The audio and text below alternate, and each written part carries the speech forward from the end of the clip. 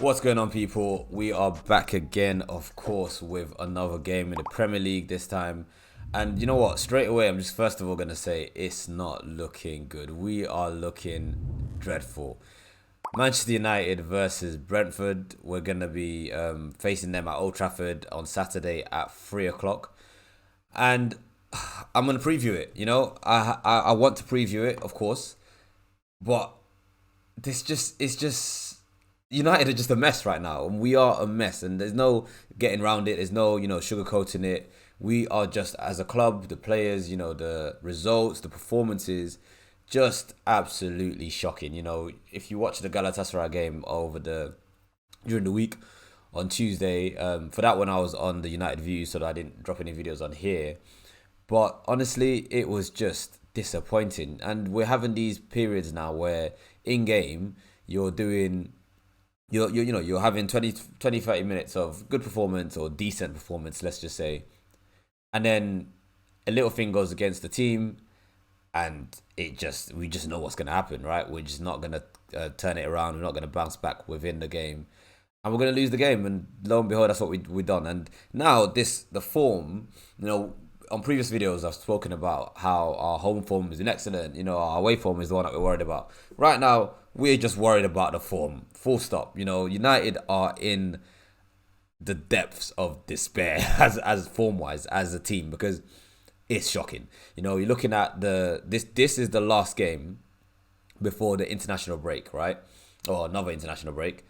And we need a win. If we can't buy a win right now, back to back. We haven't had any back to back wins in the Premier League. Obviously, we had Palace in the Carabao Cup, which came after our win against, I think, Burnley it was, in the Prem. So we had a back to back win in that sense.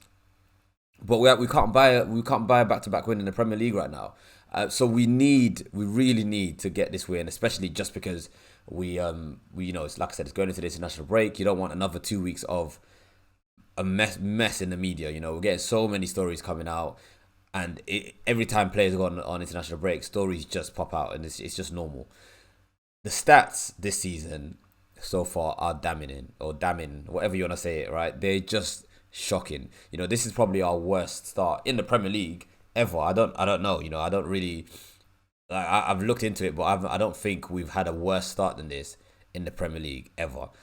And that's not good, obviously. It goes without saying. But then, even in all competitions, right? We've just had back-to-back losses. We lost against Galatasaray and against Crystal Palace 1-0. We in all competitions played 10 games this season, 4 wins, just 4 wins. And it's not as if we've had some draws in there. No, all the rest have been losses. 6 losses, 4 wins, 6 losses. Easily our worst start. Like, it's just so bad. We're bottom of the Champions League group. Are we even gonna?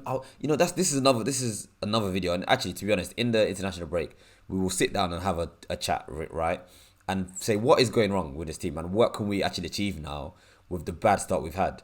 We're bottom of the Champions League group. Are we even gonna get through the Champions League group? Are we actually gonna do it? 0 points after 2 games. Let's focus on the Premier League. Obviously, like I said, probably, you can corroborate it. You can check for me. Probably our worst start ever in Premier League history, right? 9 points. We're in 10th position with 9 points.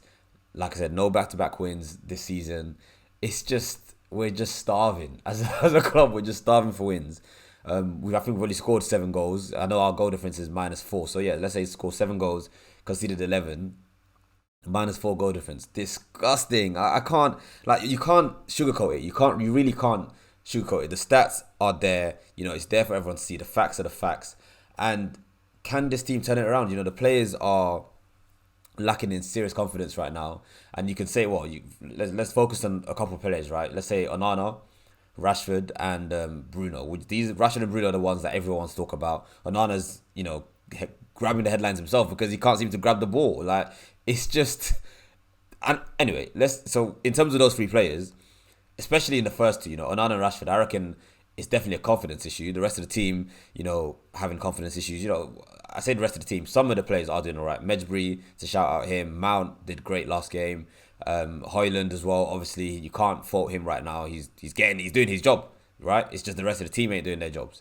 Now, focusing on Onana, he is so unconvincing right now. His saves, and like I said, I mentioned that one of my friends mentioned it already, and he's been on this channel. Tell me why you've seen him on different videos on Time to Talk.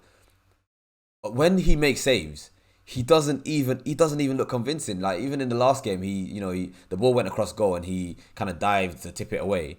It was so unconvincing. He doesn't seem to set himself properly. And I don't want to go in on him because I really want him to do well. Of course, you support your team, you want him to do well, but he is not convincing anyone right now.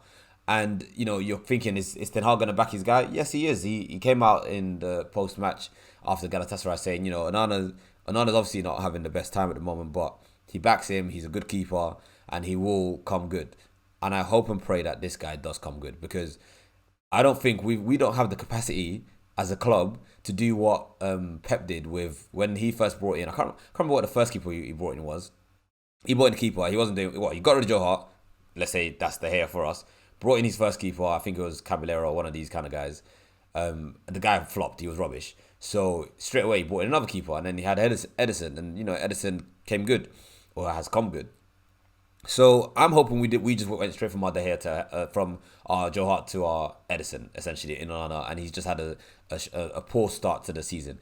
And you have to hope that he's gonna do well, right? I just hope he's gonna do well. Then you're looking at Rashford. Is it the thumbnail is it time to drop Rashford and Bruno? Is it time to drop Rashford for Garnacho? Is it time to drop Bruno and just say, you know what, Anthony's back on the right hand side. We don't need to shoehorn Bruno on the right hand side. Maybe give them a rest. I don't know. I mean, Bruno maybe less so. Rashford probably time to give him a bit of rest, because he looks like he's lacking in all the confidence. You look at the chance that he had against Galatasaray when he's running in through on goal. And to be honest, I thought the right decision was to make the pass to Bruno. He failed making that pass, but also old Rashford, or last season Rashford, when he was in confidence, would have shot and probably scored. He didn't even look like he wanted to shoot. He was ready. He said, I'm going to pass the ball, and he failed miserably. So it's just really sad, really, to see that these guys are so lacking in confidence. And actually, even Bruno, he was invisible against Galatasaray. He was on the right hand side. Maybe you blame it on that, but he came back into the game, into the middle of the game, and he still wasn't really giving us what we wanted as a captain of the team. And then, so you look at it, you say, is it actually time to drop them? Let's look at the starting 11 or what I think might be the starting 11 for this game. Is it time to drop those two players? Onana is, and three players if you include Onana. Onana's not getting dropped. People are asking for Onana to be dropped. I'll be shocked if Onana gets dropped, right? I don't think he's going to get dropped for BamiRich, because we don't even, we're saying play BamiRich. I've said this before. People are like, drop this guy, drop this guy, drop this guy. It's just hypotheticals. You don't know if the players that are coming in are going to be any better. Yes, I get it. Give them a chance, because, these guys aren't doing good anyway. So at least roll the dice and see if they're going to be any good. But we're in such a pressure situation now that we need to win games. You kind of have to rely on the players that you trust to do the job. They're getting paid as starting 11 players. They should be delivering as starting 11 players. They're not right now, but you'd expect them to come good, and you'd hope that they would. Because, come on, fix up. Come on. So I don't think Onana's getting dropped. Rashford maybe, because Garnacho is someone that you could say is ready, and at least he's proven himself at times. He played against, yes, a B team, Palace B team, but he's got his goal that game, and he looked really good from the start in that game. So maybe I would probably drop Rashford for this game against Brentford. I don't know if I said Brentford at the start, but it's Man United versus Brentford if I didn't say that. And I would probably drop Rashford for this game, and to the bench, just let him come on as an impact player maybe for this game, and then have a break over the international break, get his head back in the game. Mount can deputise for Bruno in the number 10. Like I said, we've got Anthony back, so maybe you put Bruno on the bench as well. But that is, for me, I don't think that one's likely, because Bruno's the captain. And yes, okay, he did it with Maguire last season, where he dropped the captain for pretty much the whole season. But I don't see him doing it with Bruno, at least not yet. If I personally don't think Bruno's been as bad as everyone says. Bruno's just been Bruno, right? Like, he does the things that he does, and he hasn't really. But in these positions, or in these moments when the team isn't playing well as a whole, maybe it becomes even more of an issue when he's not keeping the ball well, or taking pot shots that really we don't need right now. Like I defended him on the match view on United View, and then he goes and throws me under the bus by playing how he played and taking shots in positions that you don't want him to be taking shots in. So anyway, my starting lineup, I think, for this, Once again, it's not predicted because right now you can't, even with the predicted score later on, you can't predict anything with this team right now. I mean, in such a bad position that I wouldn't be surprised if Ten Hag just said, you know what, I'm going with the kids a little bit, play a few more people that you wouldn't expect. But then again, Ten Hag doesn't really do that, does he? So my starting lineup, like I said, Onana in goal because he's not getting dropped. Right back, we have no one else, so Dallow's playing right back. Centre backs, obviously we discussed before where you could do the whole bring Lindelof to right back, put Dallo left back, and play Maguire or and with Varane.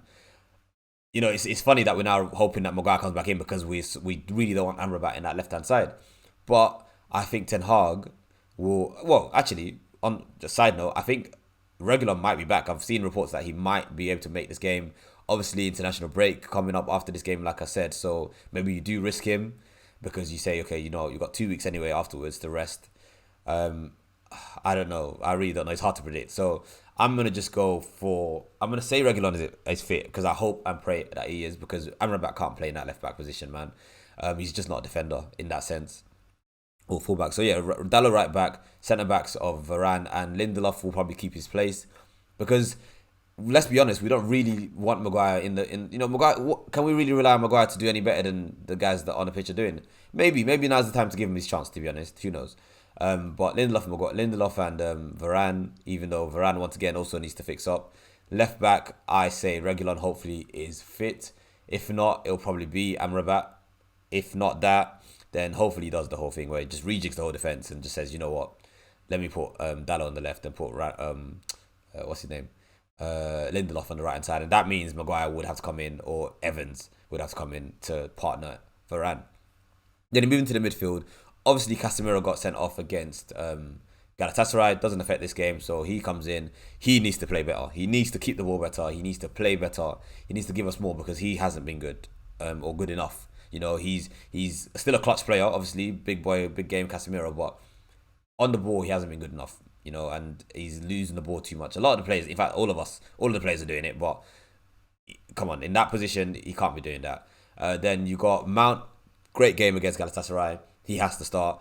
I'd like Mejbri to start because he also had a good 45 minutes. Not really sure why he came off in the first 45 minutes. Eriksen did come on and he gave us some good touches here and there, but overall I think Mejbri's energy was better suited or better needed for the rest of that game. Second half was shocking in that game because we couldn't keep our leads basically. So I reckon it'll be Casemiro, Mount for sure, and then you're looking at either Mejbri or Eriksen, or just Bruno. I'm gonna just go for Bruno. So Mount, Bruno, and Casemiro because I think Anthony's back on the right hand side. Ten Hag is looking forward to bringing him back. So Anthony's on the right hand side.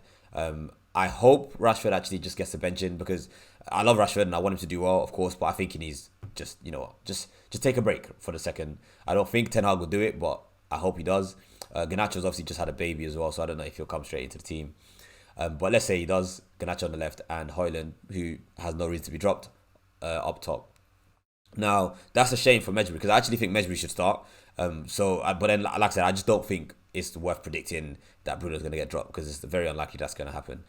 And you'd hope that this team would be able to beat Brentford because, I guess when you're looking for some positives, maybe not positives. Well, the positives we've kind of mentioned. Højlund doing great. Mount, really good performance last two games really. Let's see if he can continue that. But in terms of if you're looking for hope or encouragement, Brentford are also on a bad run of form. They've only won one game this season, and that was in the second game week against Fulham 3-0. And I think they've also had back-to-back losses actually. Or was it back-to-back losses, a draw and 2 losses or something like that. Or a loss, draw actually. So they also aren't really on the best of form either. But it just would be typical for them to come to Old Trafford, bear in mind, and get a result against us and be like, or back on form. Because it would just be typical United.